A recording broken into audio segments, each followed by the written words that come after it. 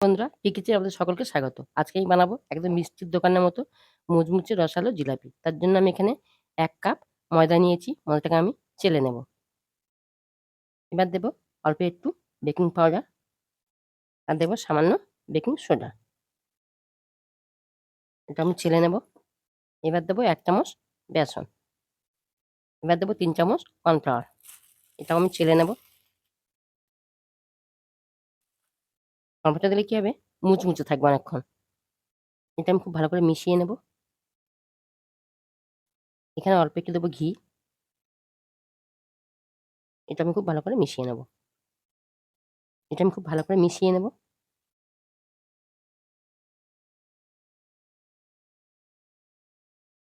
এবার দেব ৩ চামচ টক দই।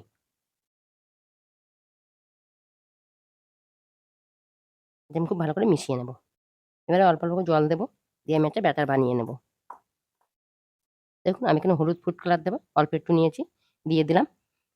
এটা পুরোপুরি অপশনাল, দিতেও পারেন, নাও দিতে পারেন। দেখুন ব্যাটার আমার রেডি হয়ে গেছে। ব্যাটারের ঘনত্ব আমি দেখিয়ে দিচ্ছি। এর চেয়ে বেশি মোটা বা পাতলা হবে না। এটা আমি রেখে দেবো। দিয়ে চিনির রসটা আমি বানিয়ে নেব। আর দেখুন কোনো লাঞ্চ বা কিছু নেই। আমি এখানে দেবো ১ কাপ চিনি আর ১/২ কাপ জল। আমি সেটা বানিয়ে নেব।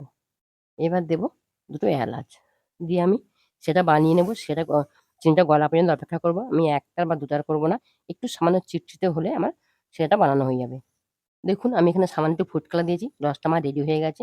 দেখুন চিটচিটে হয়েছে।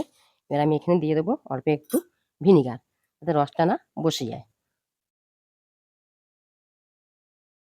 আপনারা লেবু রস থাকলে দিতেও পারবেন। এটা আমি নামিয়ে রেখে দেবো।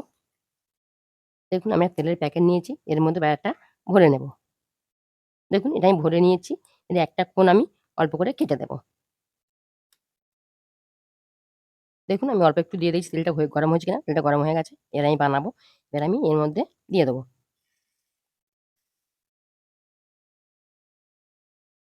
একটা রেডি হয়ে গেছে। আরেকটা বানাবো।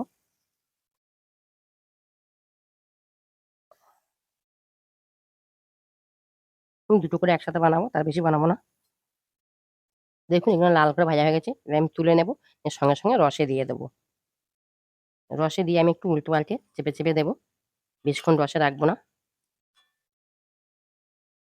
এগুলো রস ভালো টেনে নিয়েছে। এবার আমি রস থেকে তুলে নেব। দেখুন জিলাপিগুলো কত সুন্দর হয়েছে। আমি একটা ভেঙে দেখাবো কতটা রসে ভরা। দেখুন কতটা মজমজা হয়েছে এবং রস ভর্তি।